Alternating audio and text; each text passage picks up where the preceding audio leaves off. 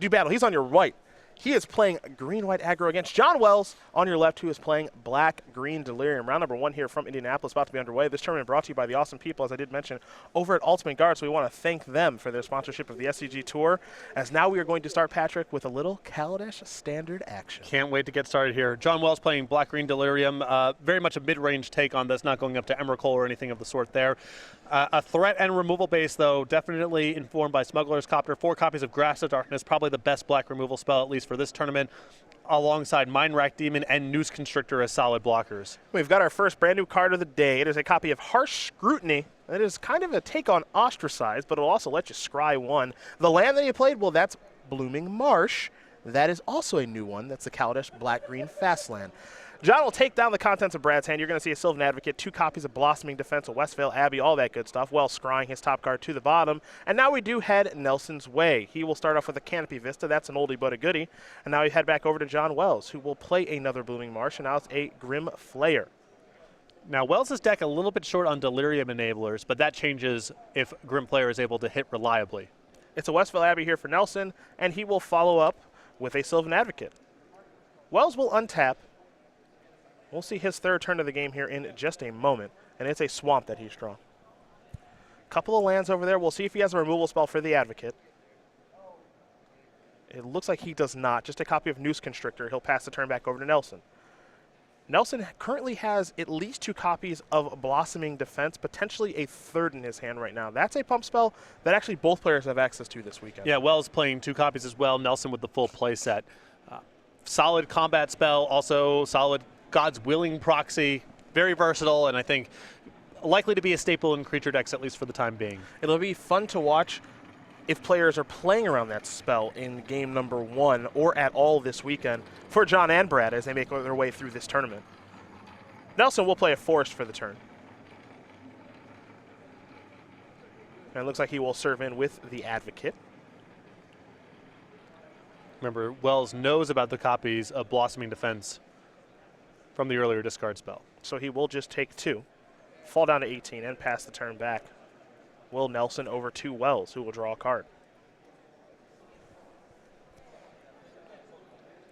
Land number 4 is a Forest here for John. And now he'll play a Gnarlwood Dryad and simply pass the turn back. A land and a copy of Nissa Vital Force. Last 2 cards here for John Wells. We'll take a look at that Nissa when it does arrive. For now, we head over to Nelson. Wells not really in a position now to engage in combat against the Sylvan Advocate, plus all the pump spells in Nelson's hand. And with the Planeswalker in hand, Wells can kind of just hang back here, play some defense, and start really leveraging the Nissa next turn. It's an Aether Hub, which means that Nelson does have 1 energy. So he gets himself an energy counter, put a die on there. Aether Hub, a very, very, very good land from Kaladesh. Yes. Especially for these aggressive decks that need to have both colors of mana starting on turn 1. Here's a Fairgrounds Warden. That's another newbie. It'll remind you of Fiend Hunter, though it is not a human. It's actually a dwarf. As Nelson will pass the turn. Wells has land 5. This is 5 mana. That is Nissa Vital Force. And that is newbie as well. So 5 mana, 5 loyalty. The +1 will allow John to untap target land you control. He's chosen a Swamp. And until your next turn, it becomes a 5/5 elemental creature with haste. And it's still a land. So that Swamp right now is a 5/5, and it is attacking Brad Nelson. Interested by this line here from Wells. With another copy of Nissa in hand, I think the line I would have selected was to plus the Nissa, make the Swamp a land, but hang back on defense next turn. The following turn, you can make an emblem and play your next Nissa, and then you're situated for a very long game. As it stands, he's putting his Nissa in some amount of risk, but with the second one in hand, he might be willing to say, all right, Brad, make an attack, maybe lose some stuff, and now I have a second Nissa to follow up. Looks like Nelson takes that hit on the chin. He's down to 15 as we head back his way. Now, the thing about Nissa, and I think we know this, the ultimate takes approximately 1 turn to get to. So John Wells is threatening that right now, and the question if you're Brad Nelson is, okay, how threatening is that ultimate? How much do I actually care? Well, if the game is sizing up to go on for a very long time, Nelson needs to be very, very afraid of that emblem. Although with Westvale Abbey and a handful of cards, maybe Nelson thinks he can hang around if the game goes long. But with the way things are shaping up right now, with both players at a relatively high life total, with the battlefield kind of settling in, I would be very nervous about Wells getting to an emblem here.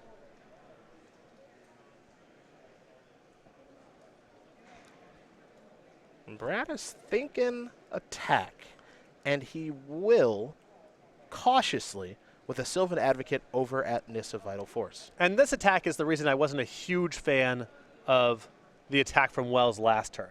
I think he's very well served here to just sort of hang back.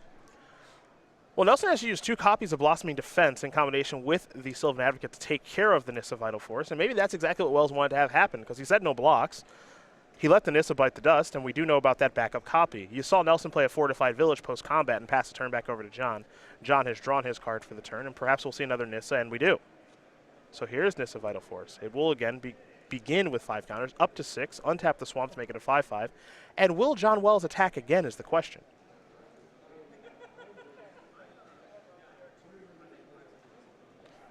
Looks like the answer is yes. Well, if you thought the attack was good last turn from Wells' position, it's getting even better now because he's gotten 2 pump spells out of Nelson's hand. So Nelson will take the 5. He's going to fall down to 10, and we'll head back Brad's way. He'll draw a card. Gets a little bit complicated here from Wells' side because if Nelson has land number 6, suddenly the Sylvan Advocate outsizes the stuff on the battlefield, and another pump spell or some removal spell inside of combat could be really bad news. But if you're willing to make the attack last turn, I think it's become more attractive to attack again this turn.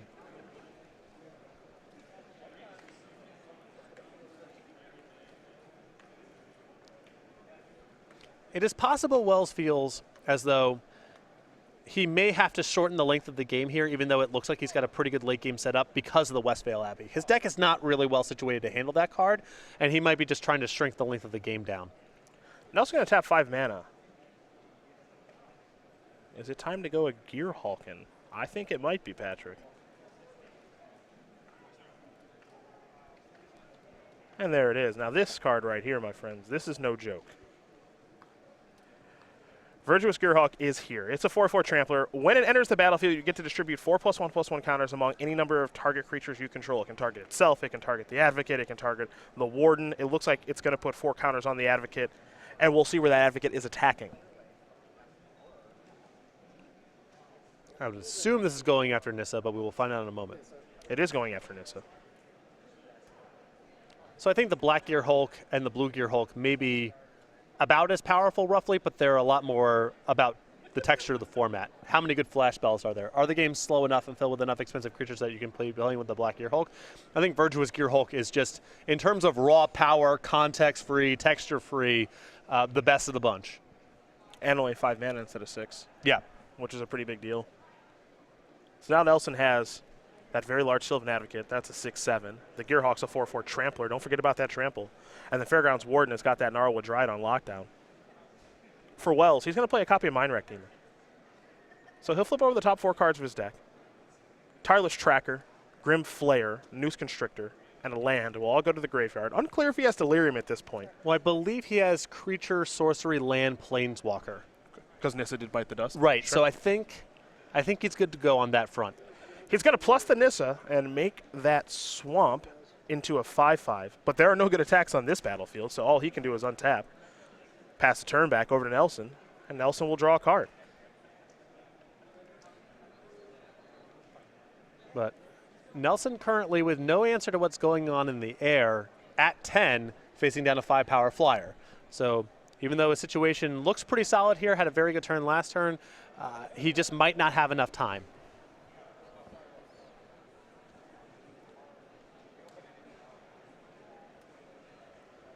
Brad, take a look at the graveyard. Just wants to make sure that John does have Delirium. As you did mention, we have a sorcery in the graveyard thanks to Harsh Scrutiny. We've got a Planeswalker thanks to Nissa, a land and a creature thanks to the Mindwreck Demon. So the Mindwreck Demon is on. And it's another oldie. But I think this one maybe a little underplayed, given its sizing. Well, it might be well situated now. A big flyer, definitely more attractive in the world of Smuggler's Copter. Some of the Delirium enablers have gone down, or rotated out, so you might be in the market for more of that. Also, with the absence of Collected Company, we should probably expect to see fewer copies of Spell Queller and Reflector Mage, which was one of the worst situations for this card. Sure. So, possibly poised for an uptick. the rotations may have changed some things here for the old Mind Rack Demon. And we've seen this before. Desecration Demon went from dollar or dime rare or whatever, like whatever the bulk rate is, a dime rare to format defining card. Yeah, to the real deal. And that was just a function of rotation and cards coming in and out. Another copy of Fairgrounds Warden here for Nelson.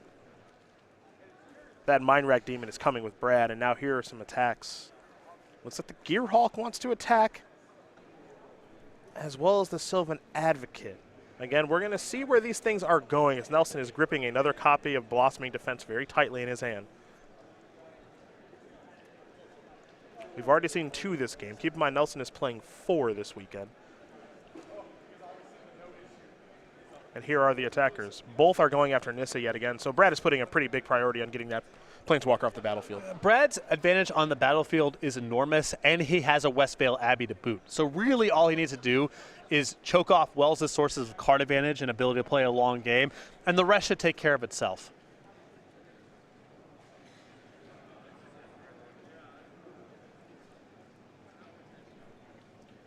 Here's a block. The Swamp, which is a 5/5 from Nissa, will jump in front of the Gearhulk. Nelson does have the pump spell yet again. So now the Gearhulk is a 6/6 trampler. It will trample over for 1, but more importantly, it will take care of that Swamp. The Nissa is also dead, and all of a sudden now the House of Cards has kind of crumbled here for John. Yes. And Nelson with the strongest tool here in terms of playing a late game now with that Westvale Abbey.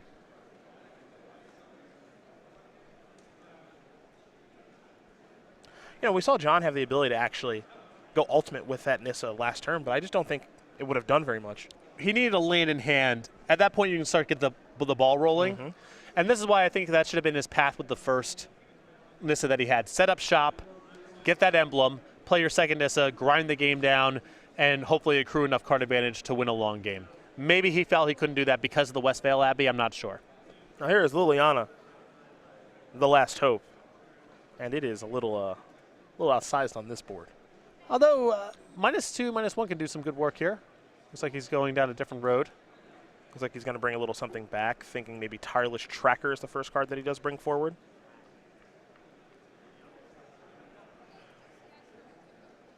No, this felt like a pretty attractive board to get back a Gnarlwood Dryad.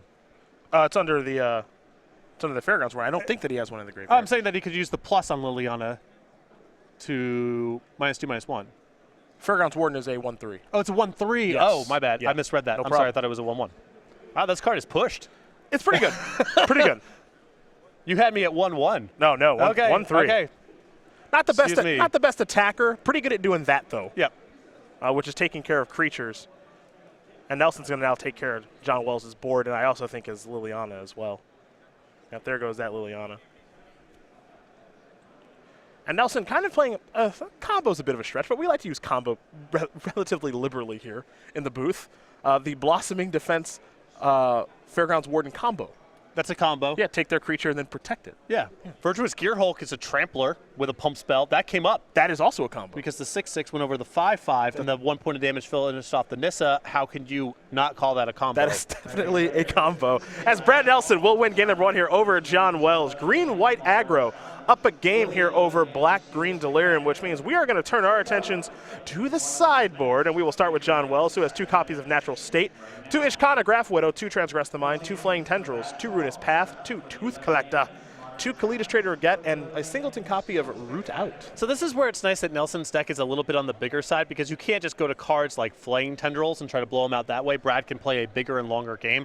I think cards like Ruinous Path, Kalidas, and Ishkana are pretty well suited to play a long game that's played primarily on the battlefield. I think the Transgress the Minds can fit into that as well. And I think Wells should bring in some of that stuff and probably get away from some of the smaller creatures that don't line up that well on the battlefield. Maybe even things like Grim Flater are supposed to be cut.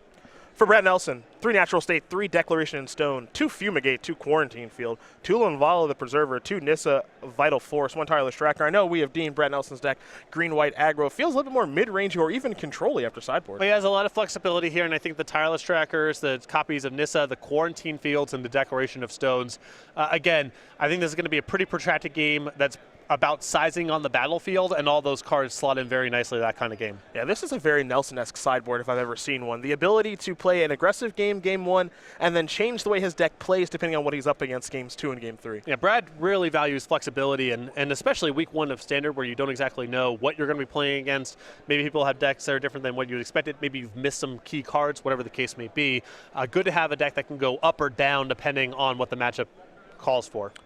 Well, those are the options there for both players in their sideboard. Game number 2 will be underway here in just a moment. We will talk about the StarCityGames.com weekly sale, where we do have a new sale every single Monday at 11 a.m. Right now, however, we got a good one on full art basic lands. Yeah, head over to StarCityGames.com at least once a week. Every Monday at 11 a.m. Eastern Time, a new sale goes up on the website, runs for a week, and then there's a new sale. Right now, sale on full art basic lands, variety of Zendikar, Unhinged, Judge promos, what have you.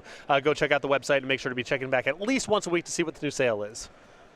Brad Nelson, a player we are, of course, very, very familiar with. He is looking to head back to the Players' Championship for a 3rd year in a row. He did not have a very good tournament in Orlando 2 weeks ago playing Death Shadow aggro, but he looks like he's got a green-white deck here that he likes a lot, does the 30-year-old who currently resides in Roanoke, Virginia. He got 8 open top 8s with 1 open win, 3 invitational top 8s with 1 win in this building a couple of years ago. That's why we get to see the awesome Brad Nelson Trading Post GOAT token. A golfer, an avid StarCraft 2 fan, our first Players Champion back in 2014, and more importantly, a very, very, very good standard deck builder. And it's intriguing to watch him in week 1. Most of Brad's success has come in established metagames. He's more of a metagame angle shooter, and if you ask him what's the best deck, he'll probably give you an answer of this is the best deck, I think, for this particular weekend. He's not really that much about playing a deck with what he perceives to have the highest raw power level and play it for an entire season. He play tests a ton, and he tries to find the deck that's right for the right metagame.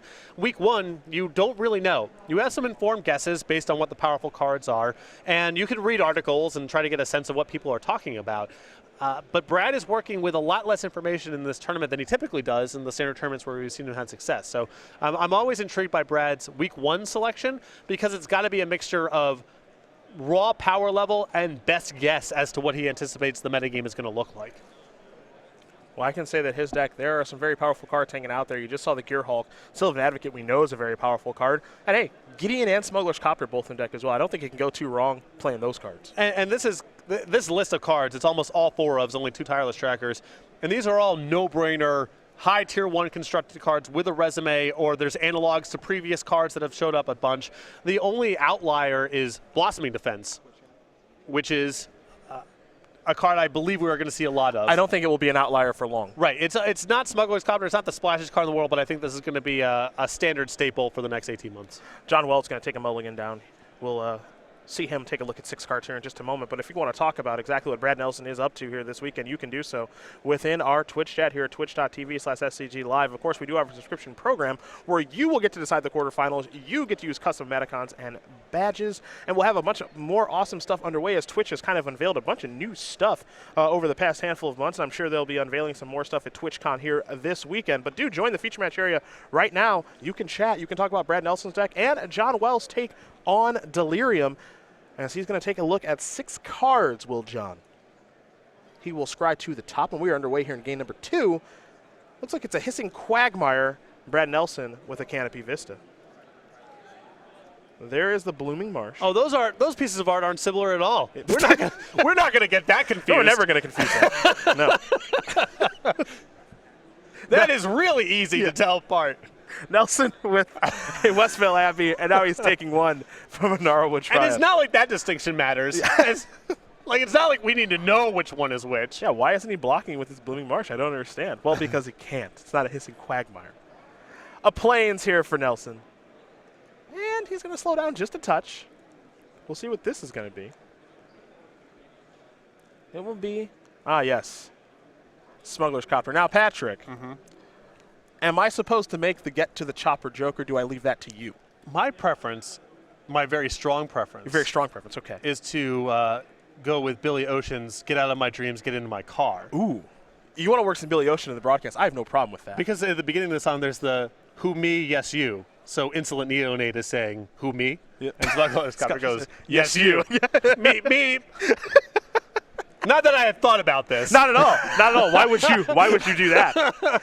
Get to the chopper, indeed. Now, what is it? It's get out of my dreams and get into in my car. Got it. That's what Fairground Warden is having happen here, right? A little beep beep. You saw the Warden take care of the Mine Rack Demon.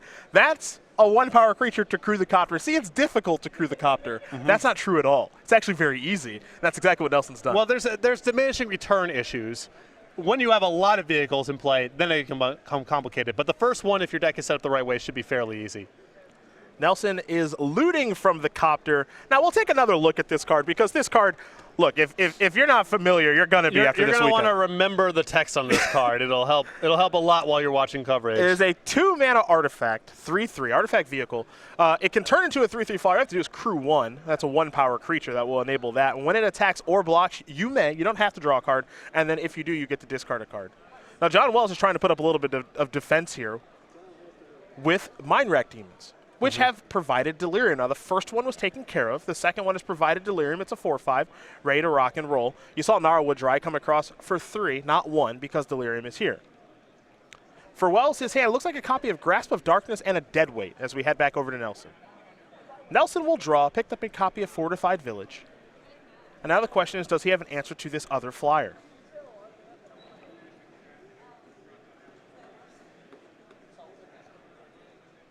Looks like he has a Virtuous Gear Hulk in hand, so maybe not an answer exactly.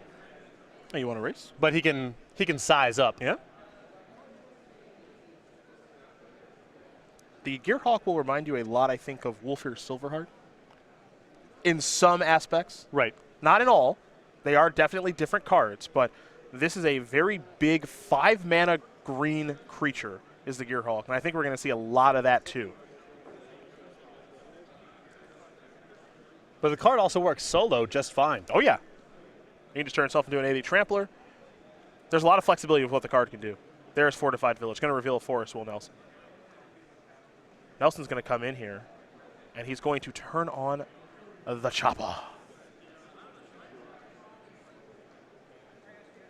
He will get out of your dreams, and he will get into your car. Oh, now who, me? Yeah. Yes, you. Here's the Gearhawk. The Gearhawk's going to make this is it a helicopter now? What do we call it? What is this now? I don't think it's just a copter anymore. It's much bigger than a copter. There's probably some military term. Yeah. We'll ask Ken Ketter. Yeah, he would know. He would know. Ken would know. Yeah. That's a 7/7 copter that's attacking now, thanks to the Gearhawk, which Mine Rack Demon cannot interact with very well at all.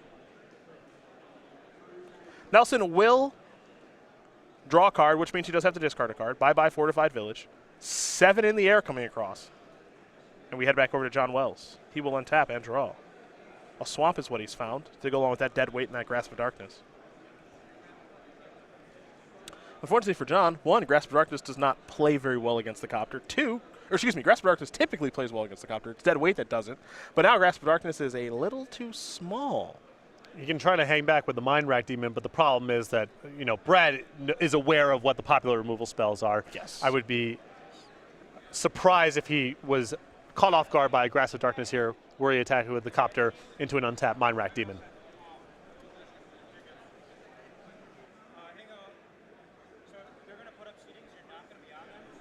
Gnarlwood Dryad, feeling a little frisky, coming into the red zone. Remember, this is a 3/3 right now. A little Death Touch action. Typically a little bit better on defense and offense, but the fact that it can go on offense, pretty nice. Makes this card pretty attractive for Delirium strategies. Swamp the play here for Wells post-combat.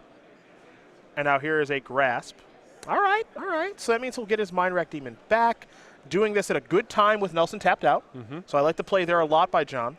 And now he's got 2 4/5 flyers on defense and looking to maybe double block the copter. We'll go over to Nelson, who I think may have just drawn another copy of Fairgrounds Warden, I think. But now you're going to get to see the flexibility of the vehicles at work here. If Nelson doesn't think combat's good for whatever reason, he can just hang back, and Wells has to sit back with the creatures that aren't attacking or blocking and burn off a lot of mana potentially as well.